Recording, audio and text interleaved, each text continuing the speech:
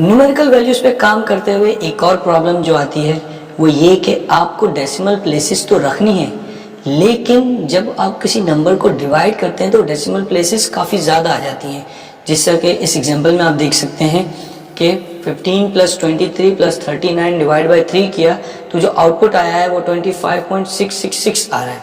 अब ये एक रेंज है, एक ये 666 आगे तक काफ़ी लंबा चल सकता है।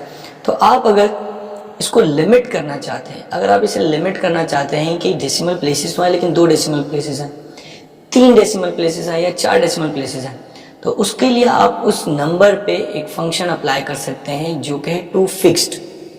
टू फिक्स्ड का फंक्शन मौजूद है, न्यूमेरिकल वैल्यू पर आप उस फंक्शन को कॉल कर सकते हैं। टू फिक्स्ड में अगर आप पास करेंगे 2 तो आप कह रहे हैं कि 2 डेसिमल प्लेसेस आने चाहिए नॉर्मल के बाद, जो भी पॉइंट्स के बाद है, तो जितने भी डेसिमल प्लेसेस हो सबको कट करके 2 छोड़ देगा।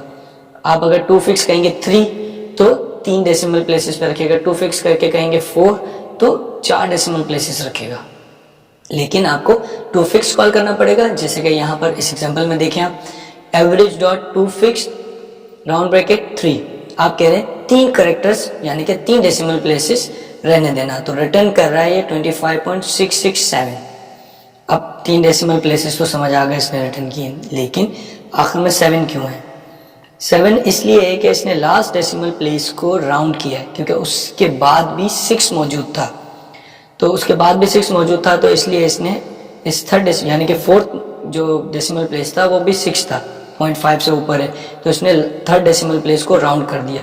अगर 6 जो फोर्थ इंडेक्स पर जो डेसिमल प्लेस है वो 1 होता तो इसको ये 6 ही रहने देता, फिर ये राउंड नहीं करता अपर साइड। वेब एप्लीकेशन बनाते वक्त या कोई भी और एप्लीकेशन बनाते वक्त आपको ऐसी रिक्वायरमेंट आ सकती है जिसमें आपको डेट की इंफॉर्मेशन चाहिए हो कि करंट डेट क्या है या कोई पर्टिकुलर डेट। फॉर एग्जांपल आप एक एप्लीकेशन बना रहे हैं जिसमें डॉक्टर से अपॉइंटमेंट लेनी है, तो अपॉइंटमेंट के लिए आपको डेट लेनी सेलेक्ट करनी पड़ेगी, किस तारीख को कितने बजे अपॉइंटमेंट लेना है।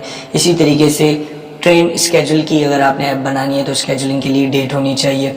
और बहुत सारी एग्जांपल्स हो सकती हैं। आपको रिपोर्ट निकालनी है कि 5 तारीख से लेकर 10 तारीख तक के जितने भी स्टूडेंट्स हैं जिन्होंने रजिस्टर करवाया है उनकी डिटेल आपको चाहिए, तो 5 तारीख से लेकर 8 तारीख तक की ये जो डेट है, ये डेट की इंफॉर्मेशन आपको कहीं रखनी पड़ेगी। लेकिन उसको रखने से पहले उस डेट को जनरेट कैसे करेंगे, ये डेट इंफॉर्मेशन आएगी कैसे?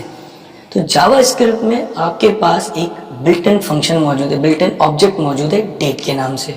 आप डेट का ऑब्जेक्ट बना सकते हैं और उसमें बहुत सारे बिल्ट इन फंक्शंस मौजूद हैं जिससे आप डेट के ऊपर ऑपरेट कर सकते हैं, डेट को मैनिपुलेट कर सकते हैं, डेट के पार्ट्स को एक्सट्रैक्ट करके उनमें चेंजेस भी कर सकते हैं। तो कोई भी काम हो आप डेट का फंक्शन, डेट का ऑब्जेक्ट बनाएंगे और उसके डिफरेंट फंक्शंस को कॉल करके उसको यूज कर सकते हैं। डेट ऑब्जेक्ट बनाने के लिए आपको लिखना पड़ेगा न्यू का कीवर्ड, क्योंकि ये ऑब्जेक्ट है उसका इंस्टेंस बनाना पड़ता है। तो आप लिखेंगे var कोई भी variable a equals to new new space date date round bracket, तो आप एक डेट का ऑब्जेक्ट बना रहे हैं। क्योंकि आपने डायरेक्टली लिखा है न्यू डेट, कोई आर्ग्यूमेंट पास नहीं किया, कोई भी इंफॉर्मेशन पास नहीं की है, तो ये रिप्रेजेंट कर रहा है करंट डेट को। जब आप इसको प्रिंट करने जाएंगे, इसकी इंफॉर्मेशन को देखने जाएंगे, तो जो भी करंट डेट होगी वो रिटर्न करेगा। अब करंट डेट किसकी?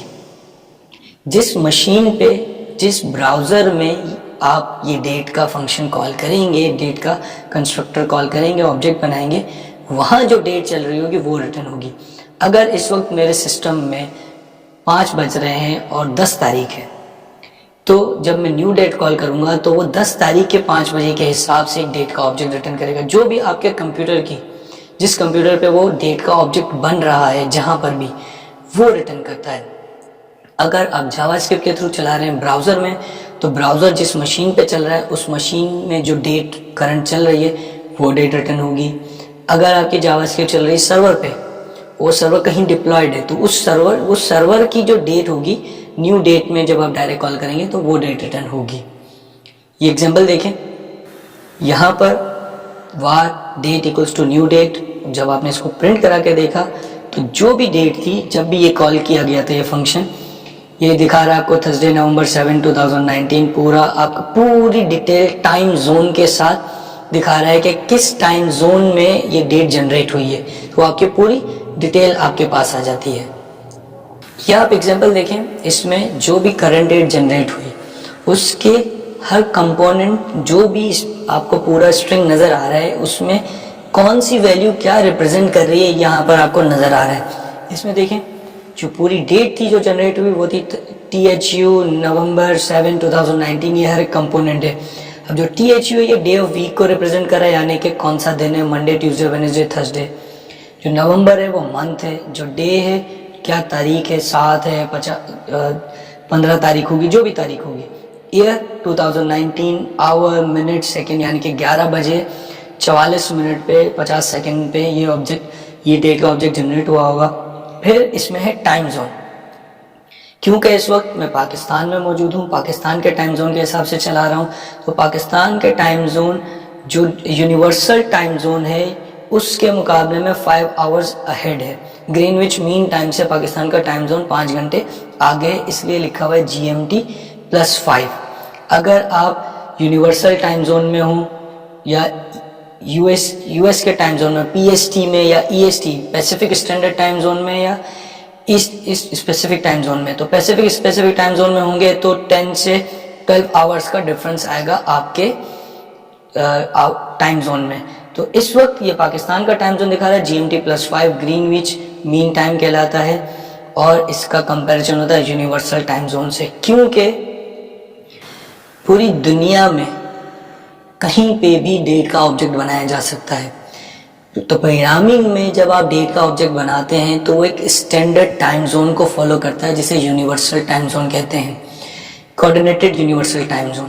तो कोऑर्डिनेटेड यूनिवर्सल टाइम जोन एक बेस टाइम जोन है, उस पे बेस करते हुए पाकिस्तान +5 है, यूएस का भी +10 या 12 होगा, जो भी इस पोजीशन से मिल के यूनिवर्सल टाइम जोन +5। तो इस वक्त अगर मैं कह रहा हूँ कि GMT+5 और मैं इसमें बता रहा हूँ कि 11 बज रहे हैं, तो यूनिवर्सल टाइम जोन में इसमें 4-5 घंटे आप पीछे कर दें तो 10, इसका मतलब 7 बज रहे हैं, 7, 8, 9, 10, 11। तो यूनिवर्सल टाइम जोन में 7 बज रहे हैं, जबकि मेरे टाइम जोन में 11 हो रहा है। तो ये यूनिवर्सल टाइम जोन होता है, जो भी टाइम जोन आप फॉलो करते हैं पूरी दुनिया का एक यूनिवर्सल टाइम जोन है, कोऑर्डिनेटेड यूनिवर्सल टाइम जोन, जो कि 0 पर है, पाकिस्तान +5 में है, और इस तरीके से तमाम कंट्रीज़ का अलग अलग टाइम जोन है।